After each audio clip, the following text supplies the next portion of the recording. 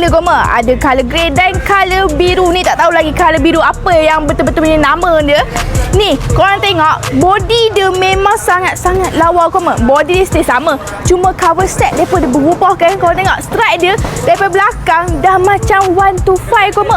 Kalau korang lock, budak-budak muda ni suka sangat kalau ada copy paste macam 125 ni. Mesti dia pelok.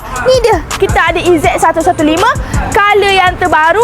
Stay sama, engine stay sama. Meter pun senang nak tengok. Pakai handle lock lagi. Tak adalah meter macam sekarang ni. Semua nak ada meter macam boleh meter macam moden. Buat apa moden? Ambil biasa dulu. Nanti orang-orang tua susah nak tengok. Ni dia EZ pakai handle lock lagi. Stay pakai kunci. Tak ada guna-guna killer sangat pun. Stay guna kunci lagi. Senang nak guna. Satu lagi ada dua cara nak start. Stay sama juga. Ada guna starter dan guna anchor. So yang mana nak lock EZ115 ni, boleh je tekan pelana kat bawah ataupun PM Ala. Yang masih ke video Ala, follow Ala. Ingat cara mata cari Ala yang manis.